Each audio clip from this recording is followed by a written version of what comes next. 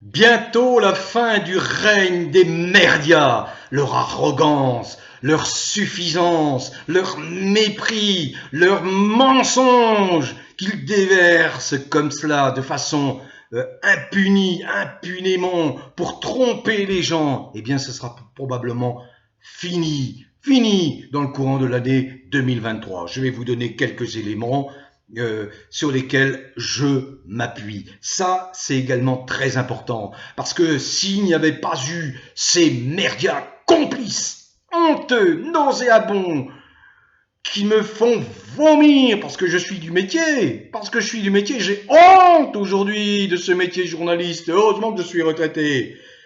Mais s'il n'y avait pas eu ces médias, nous ne vivrions pas cet enfer, ce chaos français, ce chaos à l'échelle mondiale. Comprenez? Parce que ce sont des complices de la malfaisance, de la malveillance d'un petit nombre qui veulent asservir les peuples de la planète, en particulier le peuple français, avec qui, vous savez, que je ne décris plus. Une petite vidéo parce que j'ai quelque chose à vous préciser qui est quand même d'importance.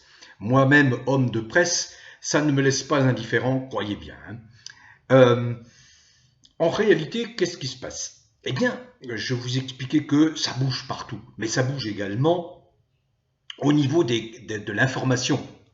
Vous savez que nous sommes, depuis l'émergence de cette soi-disant crise, abreuvés de désinformation, et puis ils ont poussé le bouchon jusqu'à mettre sur pied des officines de censure, de contrôle de la soi-disant vérité, de la véracité des informations. Est né bien sûr le concept de complotiste. Vous avez des sites internet qui se sont spécialisés pour dénoncer les soi-disant complotistes auxquels j'ai le grand honneur d'appartenir parmi beaucoup d'autres. Mais voilà, il y a deux événements qui sont très importants et qui vont permettre effectivement la bascule. Il y a le fait que Elon Musk ait racheté Twitter, et Elon Musk, pour ceux qui savent qui est Elon Musk, le patron de Tesla, etc., c'est un monsieur qui, dans l'économie mondiale, joue un rôle très important. C'est un personnage du même niveau que tous ceux qui sont à la tête des plateformes les plus importantes, pour ne pas les nommer, Facebook, YouTube, Google, Amazon, etc. Voilà. Donc il a racheté Twitter, mais en rachetant Twitter, il a bien fait part très clairement de ses intentions. C'est de redonner la liberté à tous les membres de Twitter, la liberté d'expression, la liberté d'information. Alors ça déplaît beaucoup à tous les gens qui sont à la manœuvre, vous savez, ces mondialistes, notamment en Europe, notamment un Thierry Breton, qui est un commissaire européen, français, etc., et qui ne veut pas laisser Twitter diffuser des informations émanant de complotistes, bien sûr, bien sûr. Mais voilà, Elon Musk, lui, a décidé de redonner toute cette liberté, de calmer la modération, de réintroduire des comptes qui avaient été suspendus, voire supprimés, à en commencer par le compte du président Trump.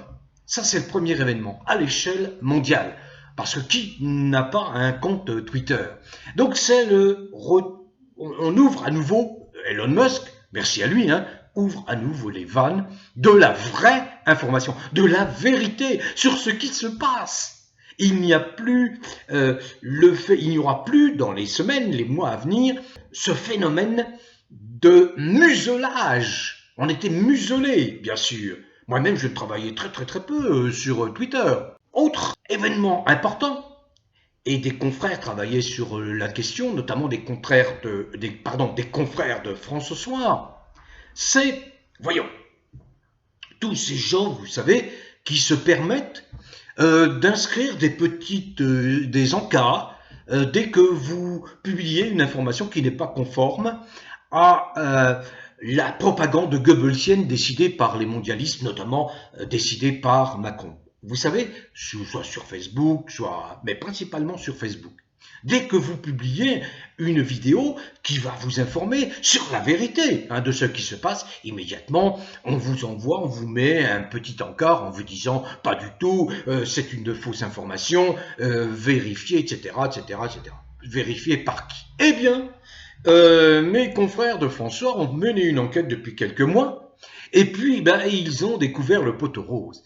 Et le poteau rose, c'est quoi?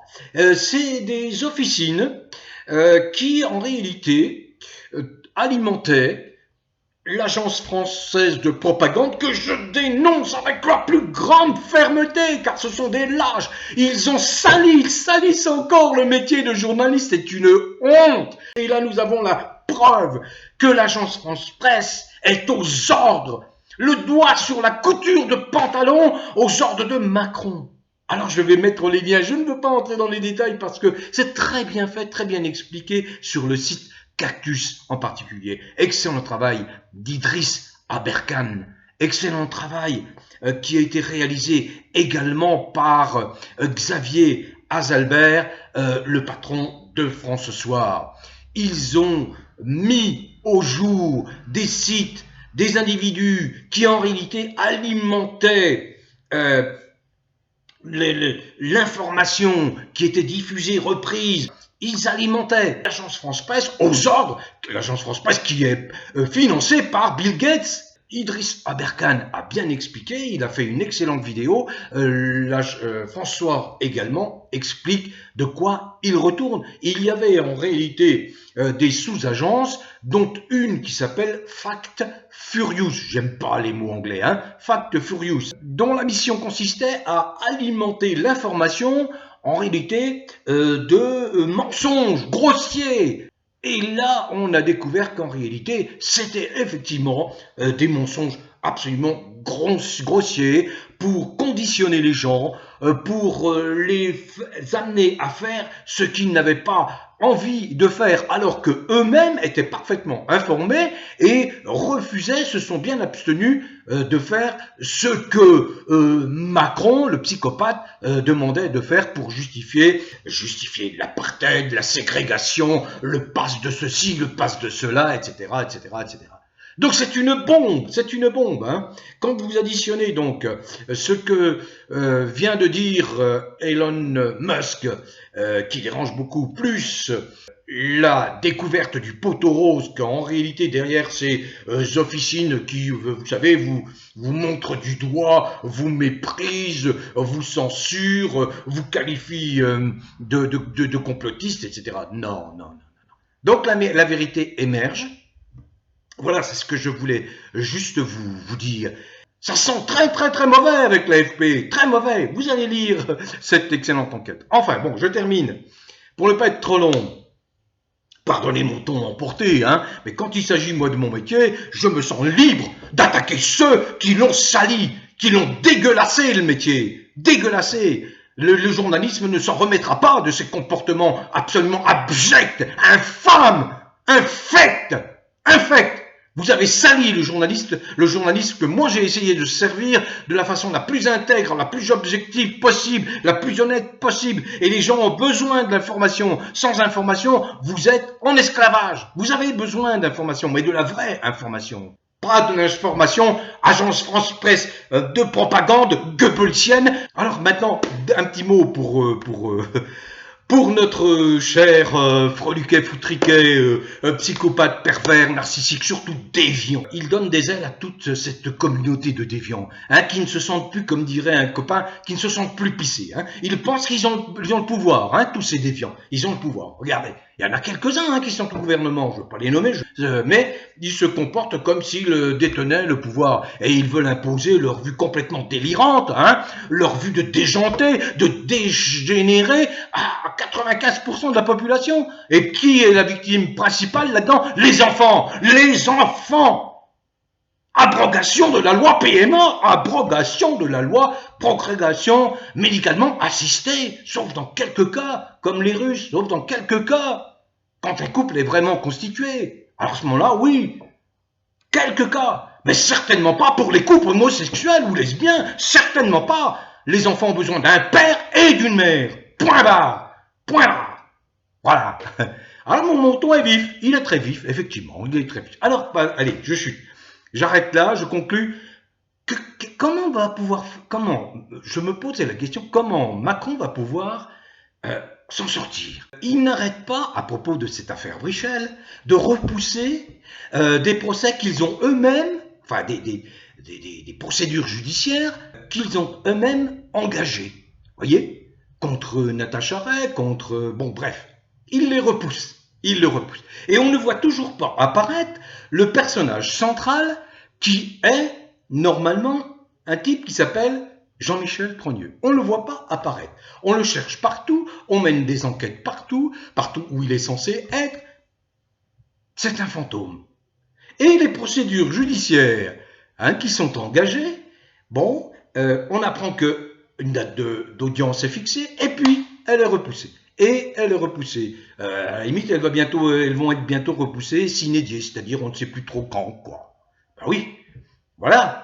Là aussi, je vous l'annonce depuis des mois et des mois, car au début, je voulais être de bonne foi. Je me suis dit, attention, il ne faut pas non plus aller trop vite dans cette affaire-là. Hein. Ce Jean-Michel existe peut-être, laissons-le apparaître publiquement, laissons-le s'expliquer. Mais ça fait quoi? Ça fait plus d'un an, Au bout d'un moment, avec l'excellent dossier qu'on va voir sur Précipus, je vais remettre le lien, ben on s'aperçoit qu'effectivement, il y a vraiment de gros doutes sur l'existence même de ce monsieur, sauf à imaginer que il a pris une autre forme.